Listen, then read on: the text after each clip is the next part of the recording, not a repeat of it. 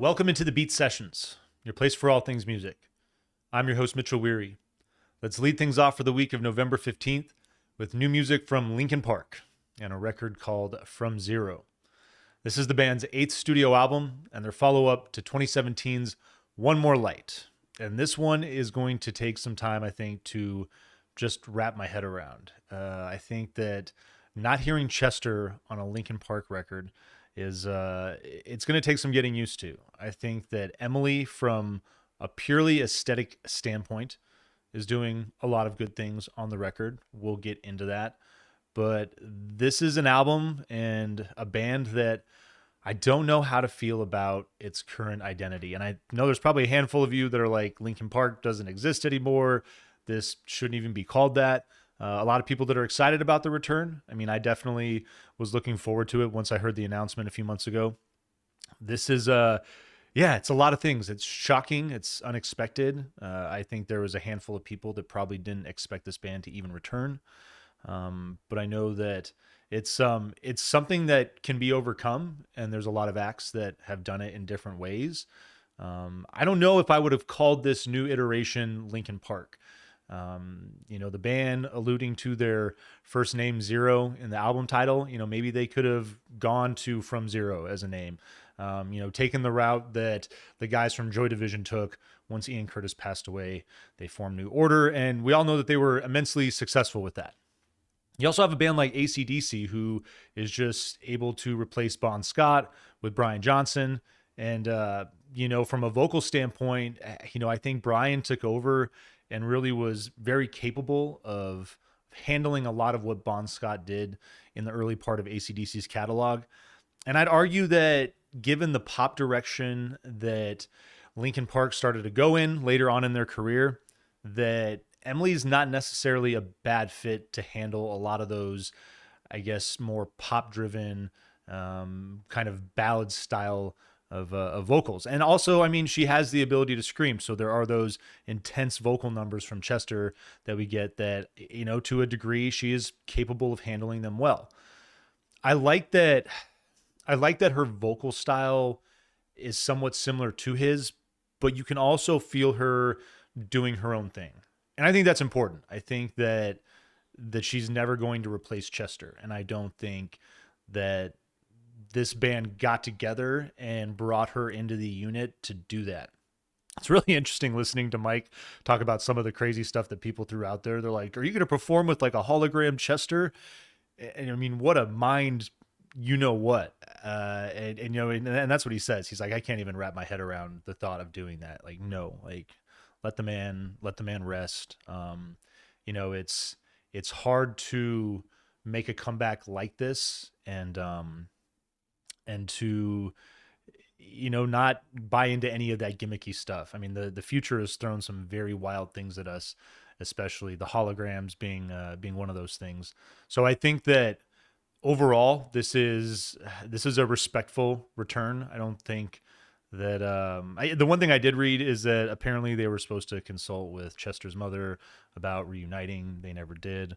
I don't really know too much about that, but I do think that overall, if you listen to this album objectively, try to forget that Linkin Park ever existed and just listen to the music on this thing. And I think overall, it's a pretty solid project. And there's a lot of music on this record that is tapping into, things that they did throughout the entirety of their career together. I like the heavy guitar work that's at play on this record. I really enjoy Brad and what he brought to the table on this record. Phoenix is always solid. You got DJ Han is doing his thing as well. I like this record because I feel, there's a lot about One More Light that it's territory that I think we maybe all expected this band to venture into at one point.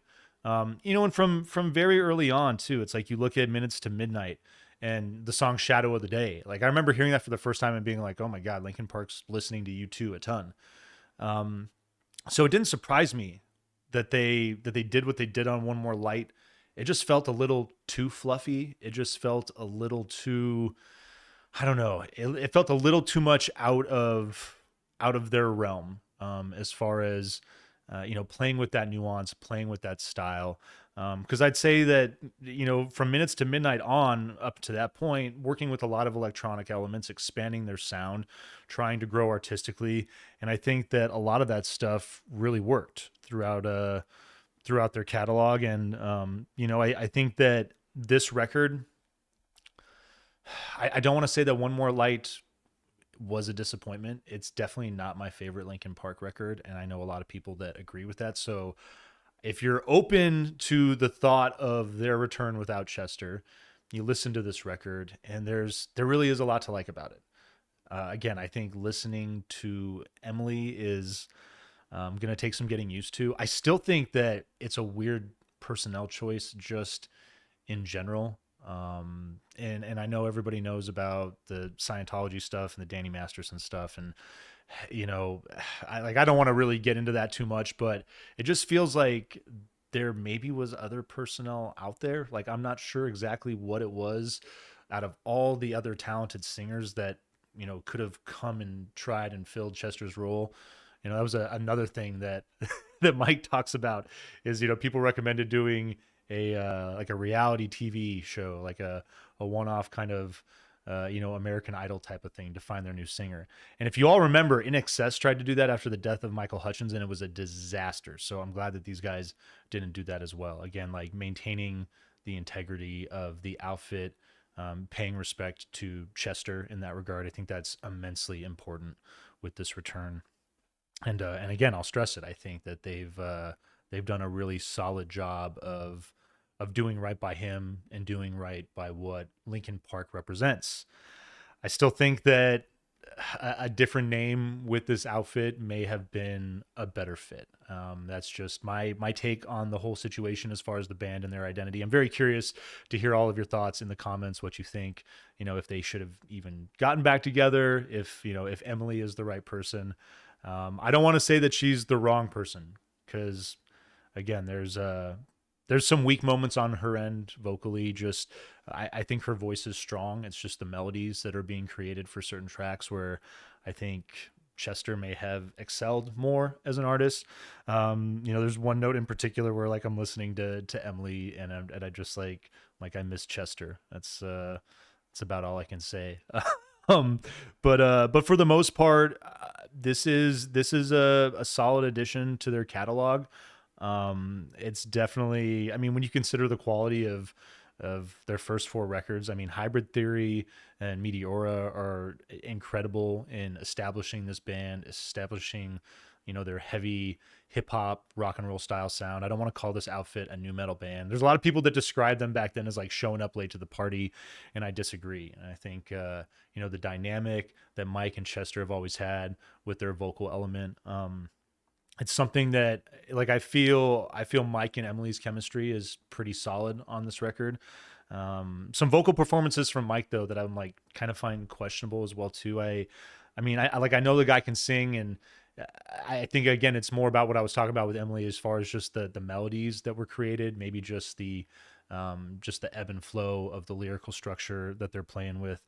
But I mean, overall, I'm excited to get into this track list. It opens up with From Zero. Your intro is got this, this big kind of like choir effect to it. It's going to usher in a brief spoken word element that talks about From Zero, and then we get right into the Emptiness Machine, which was the first single released for this project. I'm glad I didn't hear it until now. If you guys follow the channel, that's something I try to do. I try to keep that first record listening experience contained. Try not to listen to any type of singles if I can avoid it. So my first go on this song, I know many of you have probably heard it, but it's cool. I like the cold echoing guitars. That's something that you get throughout this record. Like, this record is chilling. It definitely has this dark, just kind of very mysterious, macabre type of edge to it.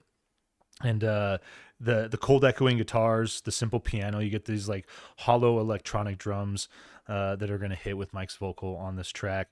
And again, just an eerie feeling, especially the way that like the vocal is echoing in this track. The pre-chorus hits with a big vocal and a piano, like everything else just kind of drops out, and then it comes in heavy. Emily takes her turn on the track, and showing off immediately that she's a solid lead. She can handle some really big vocal melodies that contribute to this band's sound, and just a really good dark heavy sound that is carried on throughout this record. I enjoyed that about it. Cut the Bridge is your third track. You get these wavy pulsating synths and this kind of like wavy guitar as well that play over each other. Snare drum is going to usher in this punk style track, and that's one of the things I really loved about this record too. There's songs like War in their catalog where they show off that punk style, and I feel like I don't know if it's Emily coming in with her background a little bit, whether they're just feeling the need, the energy for it, but I do like the punk element that is driving a number of compositions on this record. Cut a Bridge. You get the I love the way that you get that punk style track. The verse opens up and it's just like percussion and vocal, but then the drums fill out hard. You get this kind of monastic sounding synth, just this big, think of just like high ceilings, beautiful artwork and like the music that you would hear.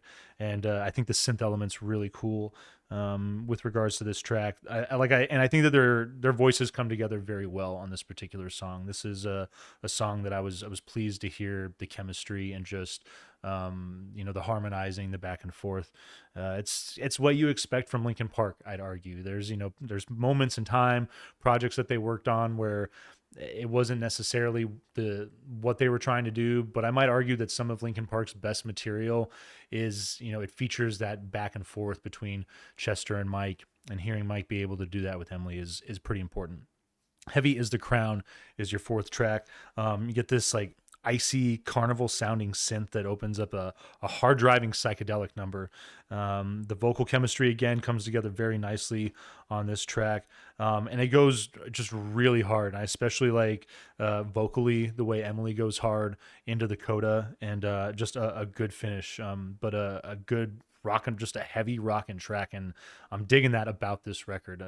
Just like that overall heavy feel. A lot of stuff that harkens back to some of the earlier days a bit. Over Each Other is your fifth song. You get these like this cold icy piano. These again, these kind of just like undulating synths. Monastic airy synths as well that add in. Like I like that feel, that feel like you're just in some big high ceilinged holy place, some sanctuary type of building, and the synths build that feel. Big vocal. The song has a bit of a ballad vibe until the percussion comes in, and then it's going to up the tempo. But this is a song where Emily takes the lead and is doing her thing, and I miss Chester on this one. I think that this is a song where he maybe could have delivered something just a little more engaging, a little more something a little more that just kind of like tickles the feels, so to speak, for lack of a better phrase. And I feel like Mike could have maybe chimed in on this one and done something as well. Wasn't my favorite number, but some good things about the track, as I mentioned. Casualty is your sixth song. Big screaming vocal opens. You get this sludgy, heavy number that goes full on hardcore punk in the chorus. So I like the back and forth on this song. It's just going to hit hard for about 2 minutes and 20 seconds. But talking about some of Mike's more, I guess, lackluster vocal performances, this is one that I just didn't really feel delivered as much as I would have wanted it to. Overflow is your seventh track. Get these pulsating synths that are layered with chilling piano. You get this echoey vocal that enters and it moves in and out. This is a song that reminds me of the band 07, as far as just that like chill, ambient, kind of like spooky, dark electronica.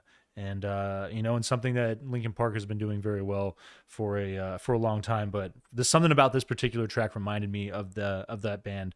Back to that authentic feel, as far as I feel like just the balance of vocal chemistry with Linkin Park. You get a big soaring vocal from Emily. I dig the coda and the hollow percussion, the killer riff that takes off, and just another track that feels very haunting, just very spooky and eerie. Two-Faced is your eighth track. Spooky synths. I dig the riff that builds, and there's just the tonal change that occurs on the guitar. It opens up hard and really goes heavy, and then backs off. So I like I like Brad playing with that. Guitar switches back and forth. Is definitely the highlight of that track for me, and just a good hard rocking track. Stained is your ninth song. Sparse electronic percussion. Get these ominous synths that the vocal's going to build behind. Get this thick, intermittent electronic percussion. And then it hits heavy with Mike coming in. Emily goes in with those, kind of monastic style synths. This song is. It wasn't my favorite. I wasn't really super thrilled about the construction of that song. But you get your 10th song here is I Give You Everything I Have. It's just spelled out with the letters. But heavy lo-fi guitar, vocal hits hard after a few bars, and then the music drops to focus on these spooky synths. This is just like I love the percussion that comes in. The dual vocal is great on this song. It just hits hard. I love the hard vocal, and especially coming off of Stained, just bringing that energy back. And then your final track, Good Things Go, is you get these ambient synths, killer new wave guitar. Like I really like them playing with that sound. I think that's something that, given everything they've done in their career, it would be fun to hear them, take on more of that. This song, like if this is a sign of things to come in the future, I think that, I look forward to the next record if a lot of it's going to sound like this.